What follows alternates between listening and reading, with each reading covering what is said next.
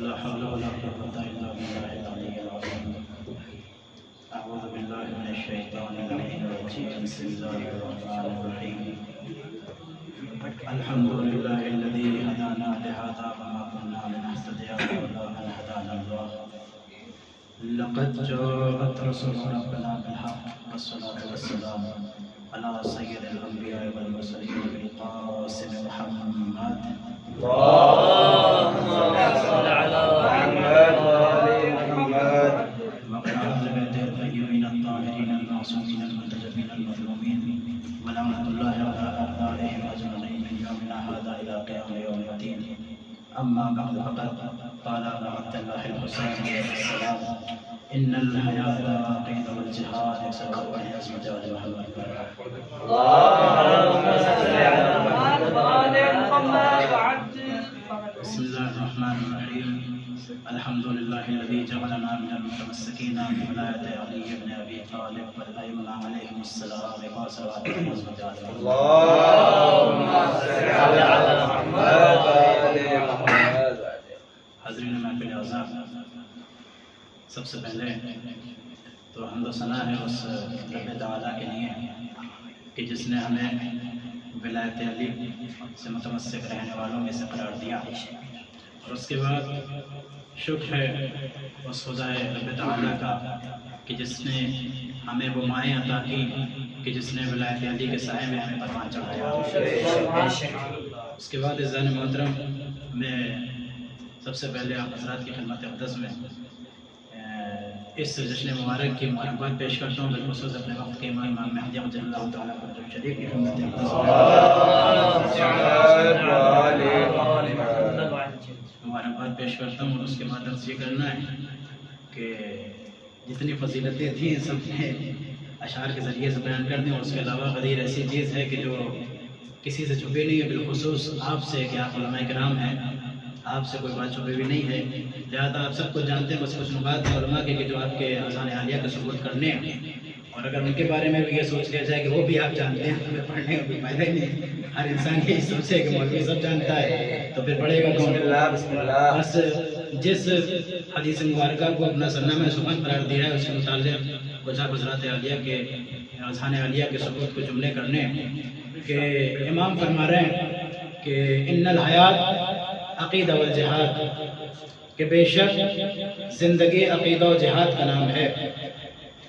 ہم نے سمجھا کہ دل کے دھڑکنے کا نام زندگی ہے، ہم نے سمجھا کہ سانسوں کے چلنے کا نام زندگی ہے، ہم نے سمجھا کہ آنکھوں کے دیکھنے کا نام زندگی ہے، ہم نے سمجھا کہ کانوں کے سننے کا نام زندگی ہے، ہم نے سمجھا کہ ہاتھوں کی قوت کا نام زندگی ہے، ہم نے سمجھا کہ پیروں کے چلنے کا نام زندگی ہے۔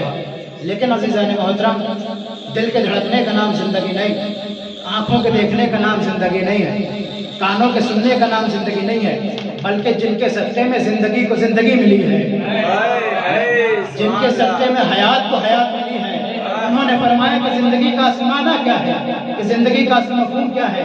آپ نے فرمایا کہ ان الحیات عقیدہ والجہاد، کہ بے شک زندگی عقیدہ اور جہاد کا نام ہے۔ اب دیکھیں عزیزان محترم، اس میں حدیث میں لفظ عقیدہ پہلے آیا ہے کہ انسان کی زندگی کا معیار کیا ہے؟ عقیدہ ہے۔ بھائی ہم کو بھی عقیدے سے بات کرنی ہے کہ اسلام میں بہت سارے عقیدے ہیں۔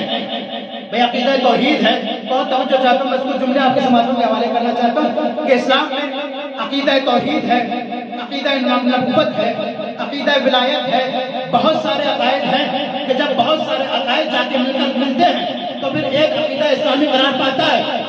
بہت توجہ رکھیے گا، میں جملہ آپ کے سماعتوں کے حوالے کرنے جا رہا ہوں کہ بہت سارے عقیدے کی عقیدہ رکھنا انسان کے لیے اتنا ضروری ہے کہ اس کے بغیر انسان کی زندگی نہیں ہے۔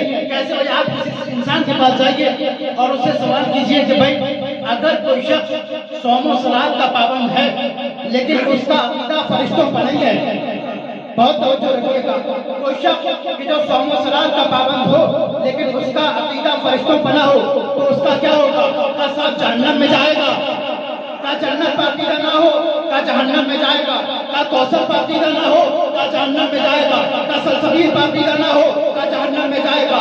کیا حد یہ ہے کہ اگر جہنم پر بھی عقیدہ نہ ہو، توجہ رکھیے گا، ایک منزل تک لانا چاہتا ہوں آپ کو، کیا حد یہ ہے کہ اگر جہنم پر بھی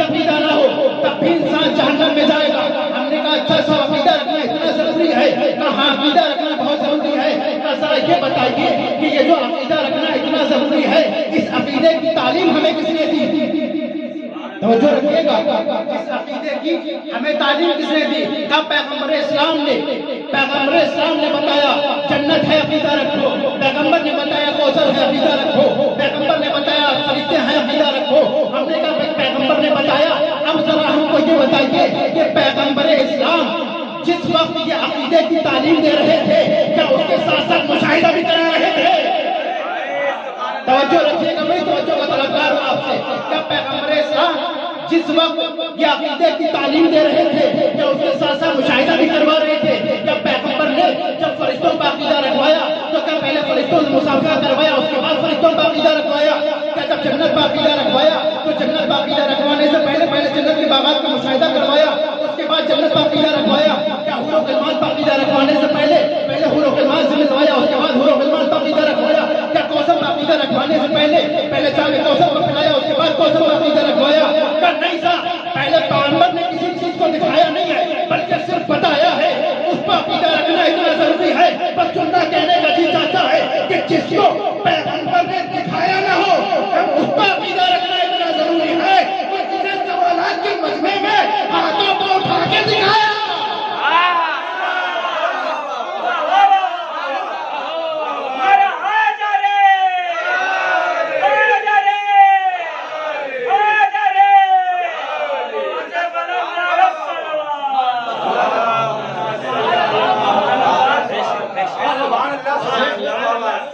سوالات کے مجمع میں ہاتھوں کو اٹھا کے فرمایا من کنت مولا فہذا علی مولا، جس کا میں مولا اس کے علی مولا۔ اس پر عقیدہ رکھنا کتنا ضروری ہوگا؟ ساتھ یہ عقیدہ ولایت ایسا ہے کہ جس پر انسان کا عقیدہ رکھنا اتنا ضروری ہے کہ انسان کا عقیدہ ولایت کے سوا زندگی میں کچھ نہیں ہے۔ بھائی انسان اس وقت بنتا ہے کہ جب وہ علی کو ولی مانے۔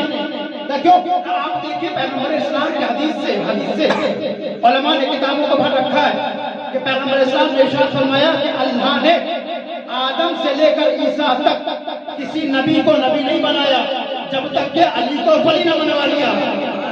بہت توجہ کیجیے بھائی، اللہ نے کسی نبی کو اس وقت تک نبی نہیں بنایا کہ جب تک کہ علی کو ولی نہ بنوا لیا۔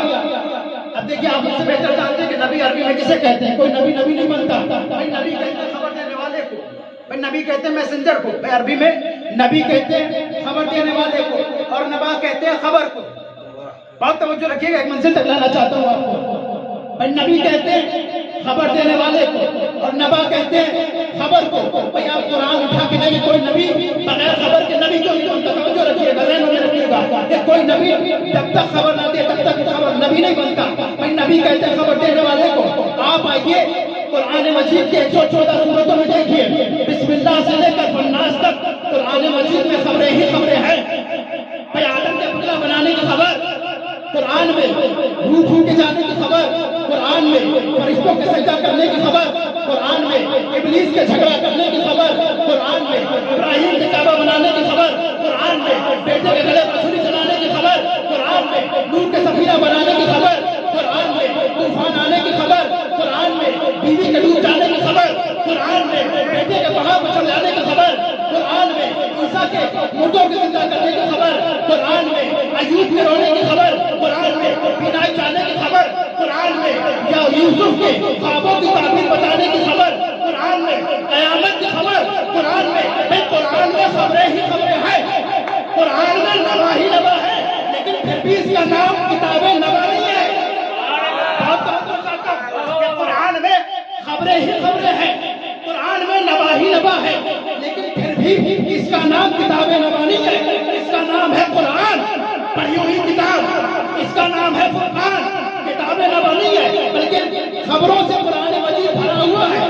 بھائی نبی آئیے، لیکن اس میں قرآن مجید میں خبریں ہیں، انہیں خبروں میں ایک خبر ہے جو سب سے بڑی خبر ہے۔ قرآن کا نام کتاب نبا نہیں ہے، لیکن ہاں قرآن مجید میں ایک سورہ ہے، سورہ نبا۔ توجہ رکھیے گا، اس موضوع میں آپ کو لانا چاہتا ہوں۔ قرآن مجید میں ایک سورہ ہے، سورہ نبا، یعنی خبر والا سورہ۔ جس طرح سے سورہ بقرہ گائے والا سورہ، گائے کہ آپ جانتے ہیں کہ کس وجہ سے نام مشہور ہوا سورہ بقرہ، اسی طرح سے سورہ مائدہ دسترخوان والا سورہ، سورہ نور والا سورہ، اسی طرح سے ہے سورہ نبا یعنی خبر والا سورہ۔ آئیے سورہ نبا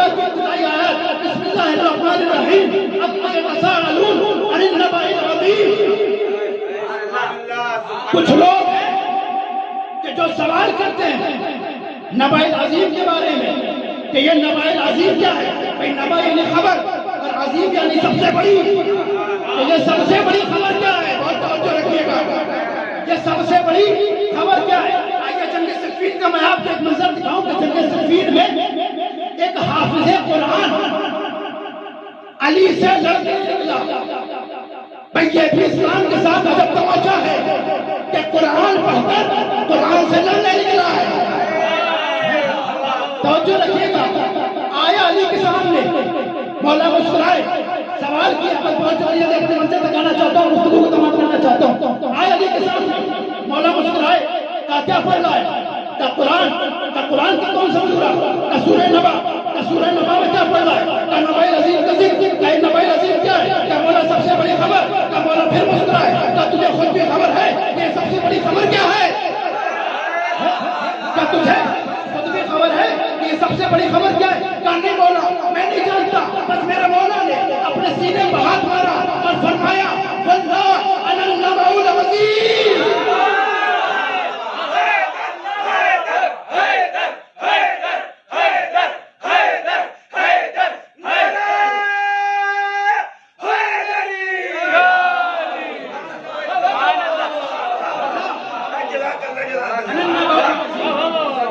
میں سب سے بڑی خبر ہوں. سب سے بڑی خبر علی. میں زیارت کرنا مولا کہ آپ زیارت کرتے ہوں کہ السلام علیکم ایھا النبی العظیم. میں سب سے بڑی خبر آپ پر سلام. سب سے بڑی خبر علی. اور ہر نبی روئے زمین پہ آیا خبریں دینے کے لیے. بغیر خبر کے کوئی نبی نہیں بنتا. بھئی ہر نبی خبر دینے کے لیے آیا. بھئی علی ہے سب سے بڑی خبر اور پیغمبر ہے سب سے بڑی خبر دینے والے. پیغمبر ہے سب سے بڑی خبر دینے والے. شاید اللہ نے اسی وجہ سے قدیر میں تیور کو بدلا کہ اگر یہ پیغام نہ پہنچایا تو گویا کچھ نہ پہنچایا. یہ نہ پہنچایا.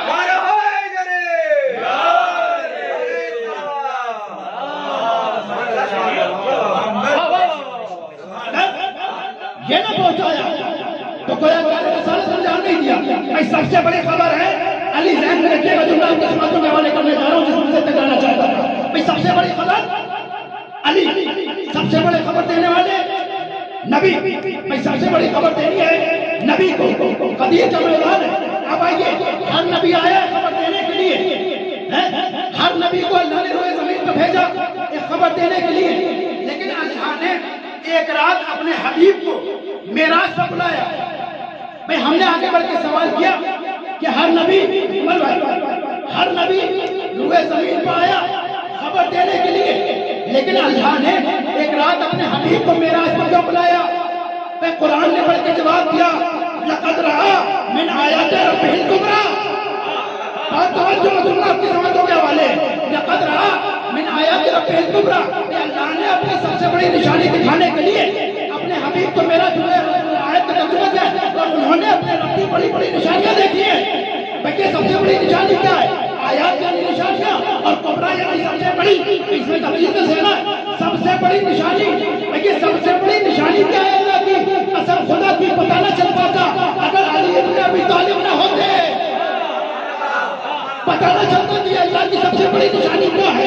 بھئی جس علی نے اپنے سینے پر ہاتھ مار کے فرمایا واللہ انا النبأ العظیم, اسی علی نے فرمایا واللہ انا آیت اللہ الکبریٰ.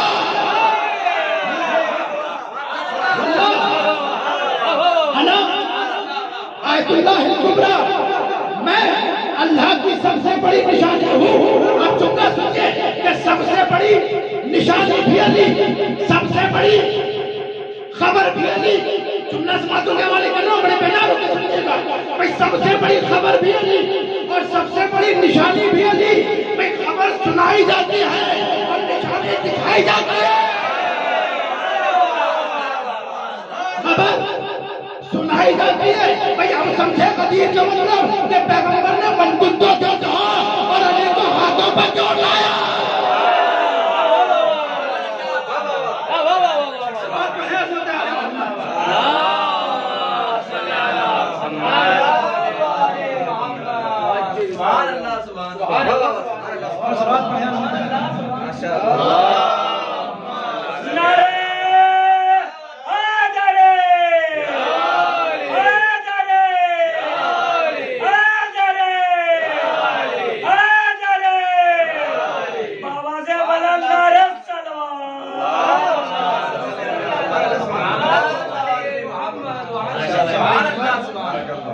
علی سبحان اللہ سبحان اللہ سب سے بڑی نشانی بھی علی.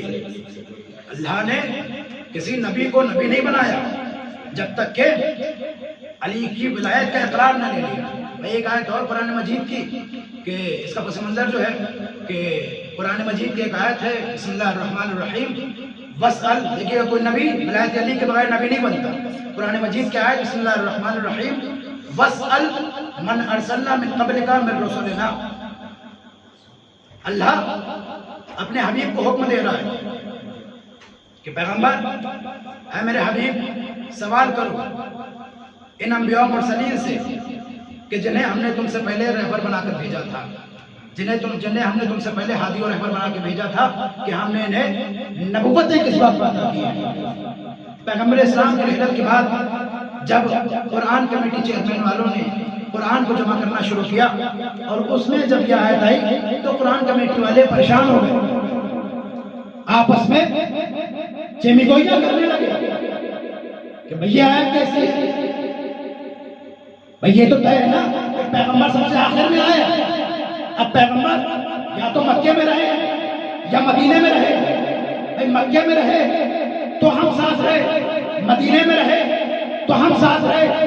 ہم نے تو اپنوں کو دیکھا اور اپنے جیسوں کو دیکھا. ہمیں تو نہ آدم نظر آئے, نہ ہمیں شیش نظر آئے, نہ ہمیں ادریس نظر آئے, نہ ہمیں نوح نظر آئے, نہ ہمیں ابراہیم نظر آئے, نہ ہمیں اسماعیل نظر آئے, نہ ہمیں عیسیٰ نظر آئے. ہمیں تو کوئی نظر نہیں آیا. ہم نے تو اپنوں کو دیکھا اور اپنے جیسوں کو دیکھا. لگتا ہے کہ یہ آیت کسی نے غلطی سے بھیج دی ہے, یہ آیت نہیں ہے. ابھی یہ بات ہو رہی تھی کہ مجمع سے ایک شخص کھڑا ہوا اور کھڑا ہونے کے بعد کہتا ہے کہ چلو قرآن کمیٹی چیئرمین کے پاس جاتے ہیں.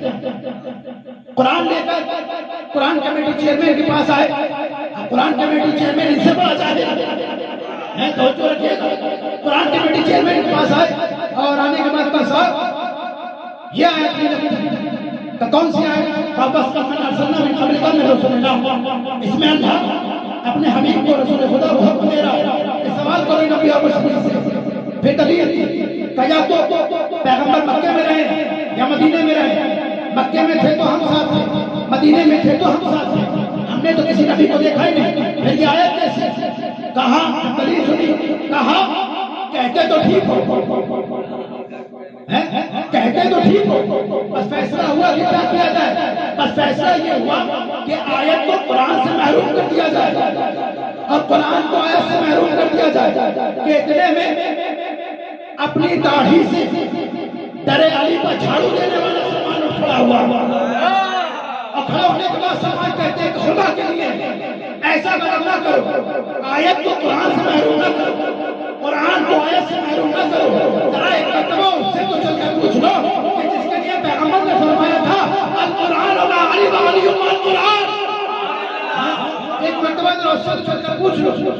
یہ بات سنی, کہاں سلمان کہتے تو ٹھیک ہو, علی سے پیار ہو یا نہ ہو لیکن قرآن تو پیارا ہے. قرآن سب کو آئے علی کے دروازے پر دق الباب کیا, مولا گھر کے باہر آیا. کہا کیا ہوا؟ کہا یا علی کیا ہے؟ کہا کون سی آئے؟ کہا اللہ اس میں حکم دے رہا ہے اپنے نبی کو. کہا کیا آیا؟ کہا بس من ارسلنا من قبلک من رسلنا. اللہ اپنے حبیب کو حکم دے رہا ہے کہ سوال کریں نبیوں مرسلین سے, اور یہ طے ہے کہ پیغمبر سب سے آخر میں آئے ہیں. تو لگتا ہے کہ یہ آیت کسی نے غلطی سے بھیج دی ہے, یہ آیت نہیں ہے. مولا نے جب اس بات کو سنا تو میرا مولا مسکرایا اور مسکرانے کے بعد کہتے ہیں کہ ہاں ٹھیک کہتے ہو. یہ آیت نہ پر میں نازل ہوئی, نہ بہر میں نازل ہوئی, نہ ممبر پر نازل ہوئی, نہ بستر پر نازل ہوئی, نہ گھر میں نازل ہوئی, نہ مسجد میں نازل ہوئی, نہ ممبر پر نازل ہوئی. جیسے جیسے علی کہتے جا رہے تھے ویسے ویسے لوگ سمجھتے جا رہے تھے کہ آج تو علی بھی ہماری طرح آیت کا انکار کر رہے ہیں. مولا کہتے جاتے ہیں کہ نہ آیت پر میں نازل ہوئی, نہ بہر میں نازل ہوئی. چولہا سنے گا کس مردوں کے حوالے کہ آیت کہیں نازل نہیں ہوئی. بھئی ہاں جب مولا کہتے جاتے ہیں تو خوش ہوتے جاتے ہیں کہ آج تو علی بھی ہماری طرح ہمارا آیت کا انکار کر رہے ہیں, آج تو علی بھی ہماری حمایت کر رہے ہیں. تو مولا کہتے جاتے ہیں کہ یہ آیت کہیں نازل نہیں ہوئی. اور ہاں تم لوگ بتا بھی نہیں سکتے کہ یہ آیت کہاں نازل ہوئی. کیوں؟ اس لیے کہ اس آیت آیت کے نزول سے تمہارا کوئی تعلق نہیں ہے، اس لیے کہ یہ آیت اس وقت آئی کہ جب اللہ نے حبیب کو معراج دیا اور ہزار مسلمان کے کو حبیب نے جب وقت رسالت کیا تو بس پر رسالہ من قبل قبل رسالہ اے میرے حبیب سوال کرے یا مسلم سے تو خدا کی اجازت دیا کہ جب 23,000 نوجوانوں نے ایک جھوٹ کہا تھا کہ ہمیں یہ نبوت ہے، آپ کی نبوت کے خلاف اور آپ کے بھائی علی کی ولایت کے خلاف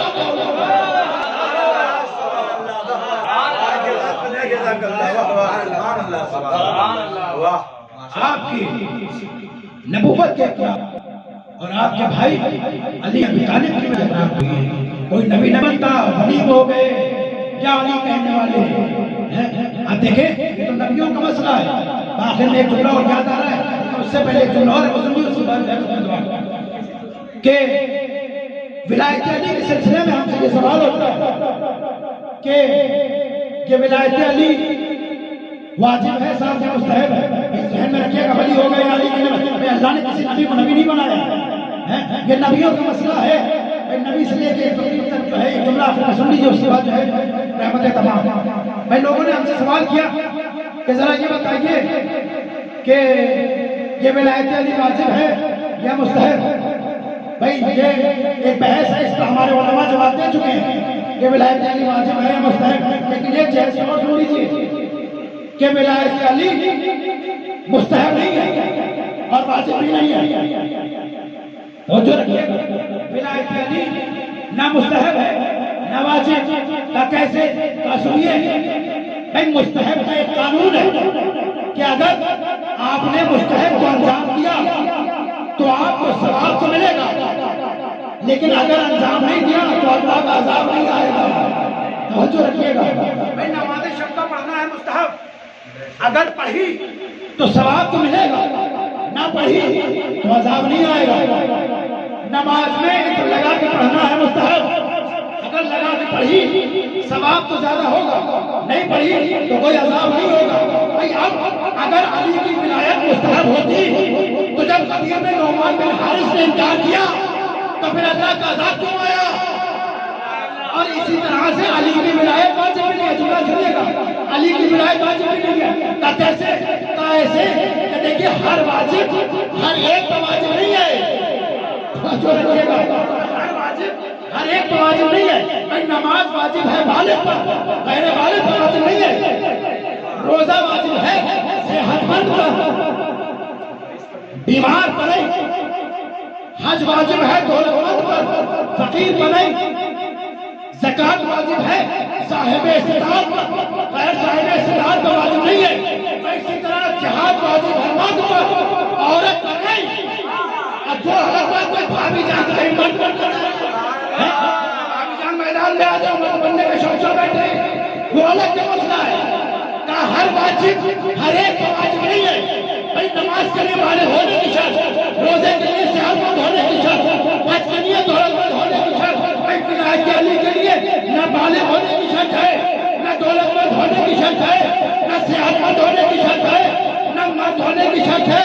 بھائی ولایت علی کے لیے صرف ایک شرط ہے، ماں کی طہارت کی۔ سلام پڑھے حضرت محمد پر۔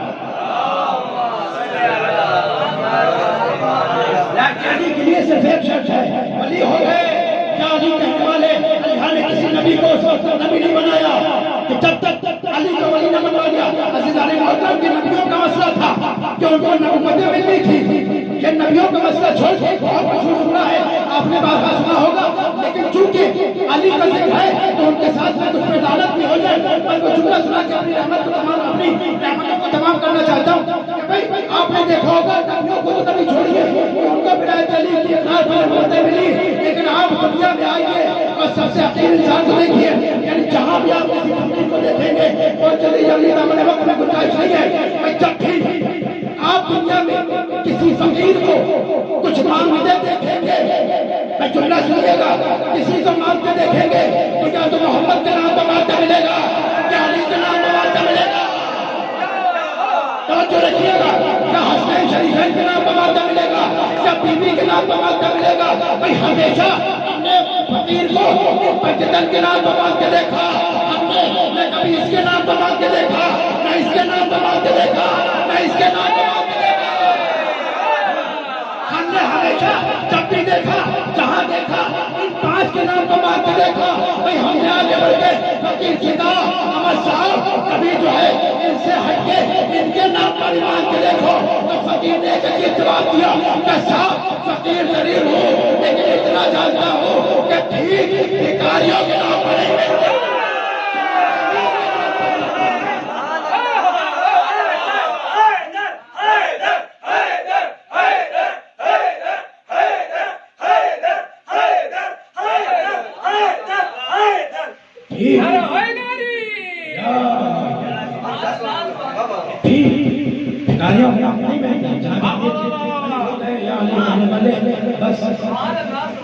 یہیں تک اپنی منزل کو لانا تھا۔ آئیے اسی کے ساتھ بارگاہ رب العزت دعا گو ہوتے ہیں کہ بار الہ تجھے اس مصطفی شب کا واسطہ، تجھے ولایت علی کا واسطہ، کہ جو مجھے مومنان پریشان حال ان کی پریشانی کو دور فرمائے، جو روز ہم سمجھوں کا عطا فرمائے، بار الہ جو اولاد کو صاحب اولاد کرتے ہیں، بار الہ جو بے روزگار کو روزگار عطا فرمائے، بار الہ جو مریض ہم کو شفا کاملہ و عاجلہ عطا فرما، بار الہ ہمارے مراجع کرام کا سایہ ہمارے سر پر قائم فرما۔